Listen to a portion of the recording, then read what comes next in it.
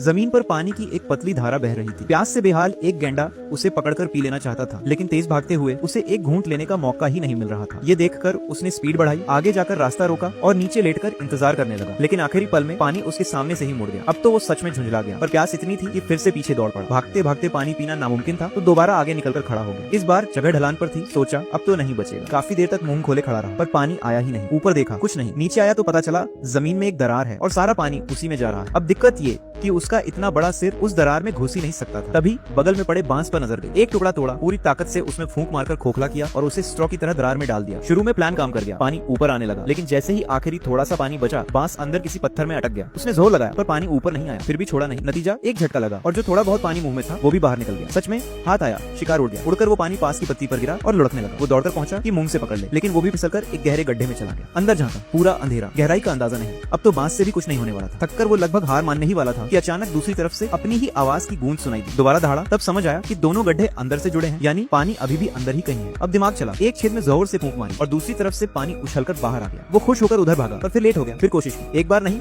दो बार नहीं तो गुस्से में और ज्यादा, पर अंदर छेड़छाड़ से पानी और गहराई में चला गया। तभी उसे हल्की सी बहाव की आवाज सुनाई दी। उम्मीद फिर जगी, कान लगाकर आवाज की दिशा पकड़ी। जैसे ही लगा कि पानी पास है, सींग से जोरदार वार करके दीवार में छेद कर दिया। मुंह खोलकर खड़ा रहा, लेकिन पानी फिर गायब। लगता है फिर से रास्ता बदल गया। अब वो पूरी तरह थक चुका था, लेकिन जिद भी कम नहीं थी। दीवारों में लगातार सींग मारता रहा, आज तो पानी पीकर ही रहेगा। आखिरकार घंटों की मेहनत के बाद जब सामने देखा तो हैरान रह गया। आगे एक बड़ा सा तालाब था। अब उसे उस एक बूंद के पीछे भागने की जरूरत ही नहीं थी। और तभी वही भटका हुआ पानी का छोटा सा फव्वारा अचानक आकर उसके मुंह में गिरा। अब समझ नहीं आ रहा था हंसे या रोए।